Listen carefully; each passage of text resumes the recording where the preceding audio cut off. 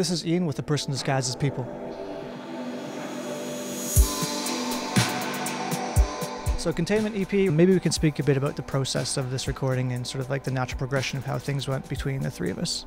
You asked us if we would be interested in doing a collaborative EP, right? And then I think we obviously we had met at an event, and I think we both kind of admired each other's work. We both appreciated it, so we decided that it would make sense to do a collaborative thing. We both submitted a variety of tracks and then whittled it down, and then by the end we had 3 each, a remix that we'd each remixed one of each other's tracks, and surprisingly it was pretty cohesive and it worked and it flowed and everything like that. It has a specific title. It references something that Ben, that you had mentioned.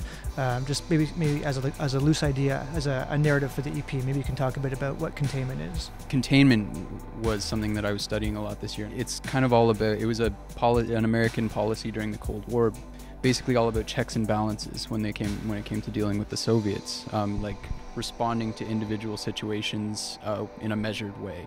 Maybe we should kind of talk about like the mastering process, because you mastered the project, and Zach, you had a lot of input in regards to other things. There was sort of a lot of back and forth. Maybe you guys can just between the two of you talk about the sort of like back and forth and negotiations that you guys had.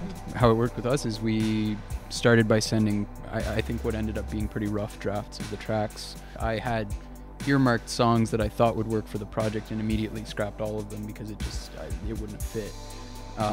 And so once he submitted his tracks, his kind of rough drafts, I was able to kind of select a few that I had been working on that matched, or that I thought flowed a little bit better.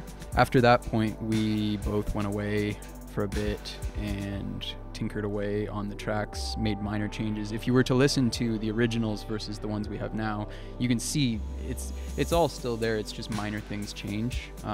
Bits get added, bits get taken away. Yeah, as far as the mastering goes, thankfully Zach's mixes were great, so I didn't have to really do anything. It was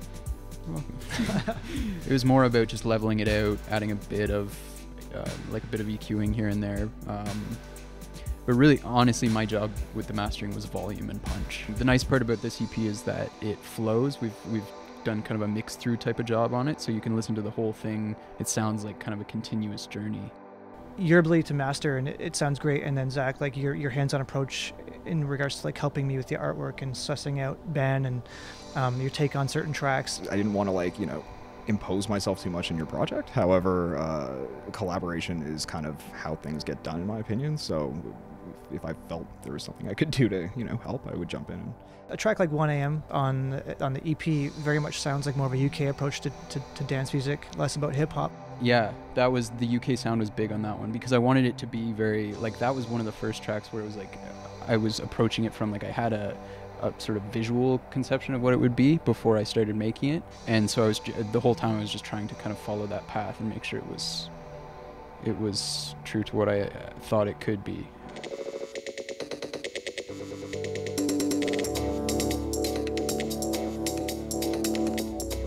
When you first started to play music, did you play in bands or did you be into punk rock? I started with like classical piano music and old school conservatory type stuff. And I don't think I've ever played in like a proper band per se. The best band scenario I guess I've experienced is like over the internet, which is still very much how electronic music is made. I was the opposite. I started in bands up until first year of university. I was playing in a band with friends from high school, and then after that was kind of an amicable divorce because we all went off to different universities and stuff like that, and then it made sense to pursue the electronic thing after that because I didn't need to go find a new band or anything. I could just work in my house. We'll speak a bit about your own personal processes in terms of how you create your music. Generally, I like to start like kind of playing around with just general kind of sounds, anything I can find in the garbage or whatever, and use that source material and then screw around with it for a bit until I've got sort of something melodic or harmonic or rhythmic, and that sort of often will blossom into a track. I just like to find something kind of interesting that is kind of tossed out or kind of neglected or thrown away, and I think that's like the easiest way to get sort of like a nostalgic kind of sound, which is sort of what I'm going for. Lately I've always been sampling, so I'll start with it could be a vocal sample, like the 1 AM that's on the EP. I started with a Boys to Men vocal, Nice. like an a cappella. Really? Oh, I Yeah, didn't know that. yeah. The looped vocal bit is a Boys to Men a cappella, and then usually it just forms around it.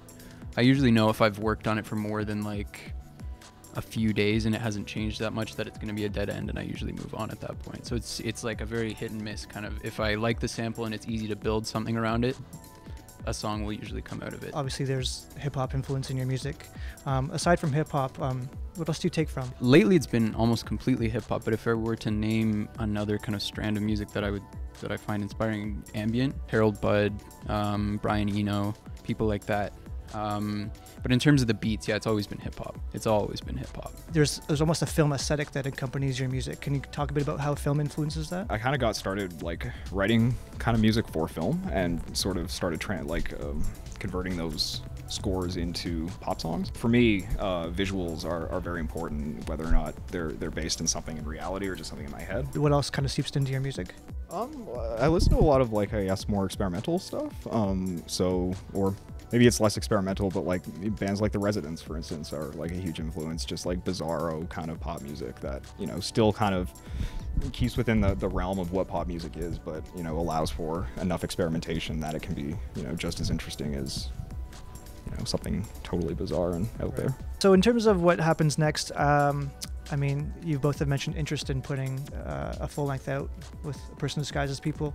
I kind of have a sense, Zach, as to what you may be doing, because we've been going through a number of tracks over like basically the last year. We've been kind of exchanging tracks and stuff, and kind of building the record that way out of, you know, something like 50, 60 tracks, and just kind of seeing what works together, what doesn't work together, and kind of piecing together a, you know, cohesive project that way, which is first time I've ever approached doing an album like that. Usually I'll sit down and like go through the tracks myself and stress over kind of what works and what doesn't work, and here's the final product. But it's nicer to, you know, be able to sit down and have somebody else be like, no, this is good, which is a surprise half the time, because, you know, The UK approach, is that something you're gonna kind of maybe try to explore for the full length, or? I want to. I mean, I've been listening, like grime has really taken off, so I'm going to be exploring that world a little bit more, I think. Okay, gentlemen, thank you, and great work on the EP. I'm really proud of this, and I look forward to the full lengths.